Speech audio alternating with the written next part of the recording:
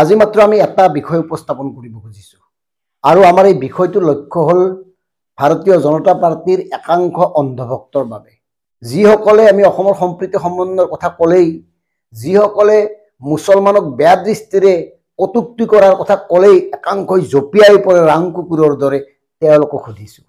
যিসকলে এইখন চৰকাৰে যিয়ে নকৰক প্ৰত্যেকতে উন্নয়ন দেখে, তেওঁলোকক সুধিছোঁ। এখন মানৱদৰদী চৰকাৰৰ আটাইতকৈ সফলতা ক'ত আপোনালোকে নিৰ্ণয় কৰে কওকচোন? আমাৰ দৃষ্টিত শিক্ষা আৰু স্বাস্থ্য খণ্ডত, কিন্তু আমাৰ চৰকাৰখনে, অসমৰ চৰকাৰখনে এই দুটা দিশত কিমান সফল? আজি আমি ক'ব খুজিছোঁ শিক্ষাৰ কথা।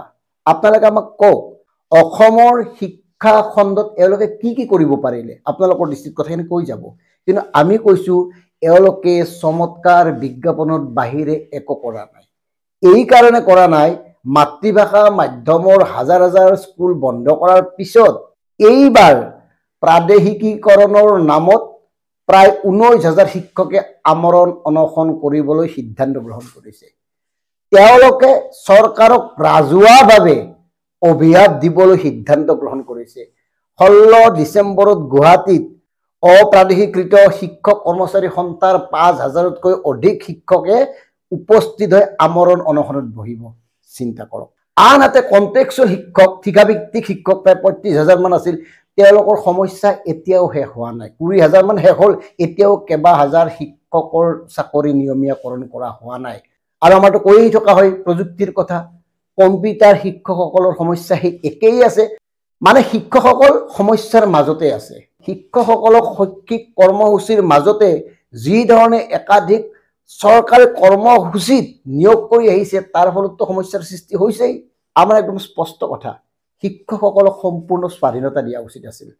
শিক্ষকসকল যিহেতুকে সমাজখনৰ আটাইতকৈ মৰ্যাদাপূৰ্ণ সম্পন্ন ব্যক্তি, গতিকে তেওঁলোকক মৰ্যাদা সহকাৰে শ্ৰদ্ধাশীলভাৱে কামটো কৰিবৰ কাৰণে উৎসাহিত কৰিব লাগিছিল, কিন্তু তাকে নকৰি এওঁলোকে কি কৰি আছে?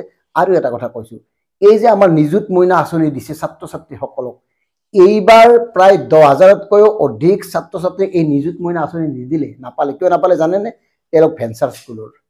আৰু আচৰিত কথা, 2023 চনৰ পৰা ভেঞ্চাৰ স্কুলবিলাকত, স্বীকৃতিপ্ৰাপ্ত ভেঞ্চাৰ স্কুলবিলাকত মানে আপোনাৰ দুপৰীয়াৰ খাদ্য নাই, মধ্যাহ্ন ভোজন নাই, চৰকাৰী কিতাপ নাই, ইউনিফৰ্ম নাই। শেহতীয়াভাৱে এই যে আমি ক'লোঁ অপ্ৰাদেশিকৃত শিক্ষকসকলৰ আন্দোলন, তেওঁলোকৰ যি কেইখনমান স্কুল আছে, 700-800 মান হ'ব, সেই স্কুলবিলাকক নিয়মীয়াকৰণ কৰিব পৰা নাই। কিয় কৰা নাই? ইয়াৰ পূৰ্বে ডাইস্কৰক কেন্দ্ৰ কৰি প্ৰায় 1800 এনেকুৱা ভেঞ্চাৰ স্কুল বন্ধ কৰা হৈছে। বন্ধ কৰিব লাগে স্কুল, যদি কোনোবাই মানে নিজৰ ইচ্ছামতে পাৰিছে, কিন্তু চৰকাৰে অনুমতি দিয়াৰ পিছত নিৰ্মাণ কৰা, প্ৰতিষ্ঠা কৰা স্কুলবোৰ বন্ধ কৰা উচিত নে অনুচিত? এই কথাবোৰ কওকচোন। আৰু এই কথাও কোৱা উচিত, এইখিনি সময়ত অসমৰ জনসংখ্যা অনুপাতে, অসমীয়াৰ জনসংখ্যাৰ অনুপাতে মাতৃভাষাৰ বিদ্যালয় আৰু লাগিছিল নে মাতৃভাষাৰ স্কুলবোৰ বন্ধ কৰিব লাগে? স্কুলৰ আন্তঃগাঁথনি কি? আপোনাৰ ঘৰৰ কাষত থকা স্কুলখনৰ আন্তঃগাঁথনিটো আপুনি চাওকচোন। তাত আপোনাৰ ল'ৰাটোক আপুনি পঢ়ুৱাবলৈ মন যাবনে? কিয় নাযায়?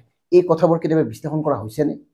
কিয় ব্যক্তিগত খণ্ডৰ স্কুললৈ মানুহৰ আকৰ্ষণ বৃদ্ধি হৈছে? এই কথাটো বিশ্লেষণ কৰা হৈছেনে চৰকাৰী পৰ্যায়ত? কেৱল চৰকাৰী মাধ্যমৰ বিদ্যালয়সমূহৰ শিক্ষক কৰ্মচাৰীসকলক একাধিক হেঁচা জাপি দি এইখন চৰকাৰে ব্যক্তিগত খণ্ডৰ বিদ্যালয়সমূহক উৎসাহিত কৰিছে, তাত বাহিৰে কি কৰিছে? এই কথাটো কওক।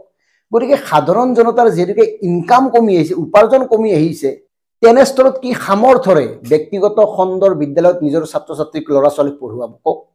আৰু শেহতীয়া সিদ্ধান্তটো জানেই চৰকাৰৰ, অসমৰ বিদ্যালয় মহাবিদ্যালয়সমূহত 4ৰ্থ বৰ্গৰ কৰ্মচাৰী নিয়োগ নকৰে চৰকাৰে, তৃতীয় পক্ষই নিয়োগ কৰিব। মানে কেনেকৈ কৰিব? মানে কি হ'বলৈ গৈ আছে নিজে চিন্তা কৰক। যদি শৈক্ষিক ক্ষেত্ৰখনতে পৰিৱৰ্তন আনিব পৰা নাই, শৈক্ষিক ক্ষেত্ৰখনকে নতুন ৰূপত সজাব পৰা নাই, তেতিয়াহ'লে কেনেকৈ হ'ব?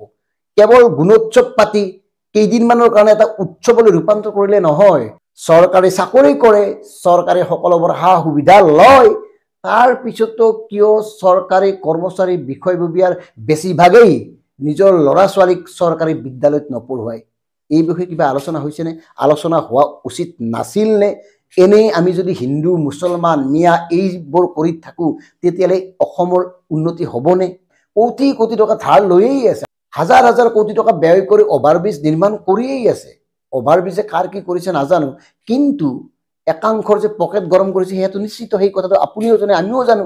গতিকে হকে বিহকে য'তে ত'তে যধে মধে ৰাইজৰ টকা এনেকে খৰচ কৰাতকৈ যদি অসমীয়া মাধ্যমৰ বিদ্যালয়সমূহক আধুনিকৰণ কৰা হ'লহেঁতেন তেতিয়াহ'লে নিশ্চয় আশাব্যঞ্জক কথা হ'লহেঁতেন। মানে এনেকে চলি আছে অসমৰ শিক্ষা খণ্ড।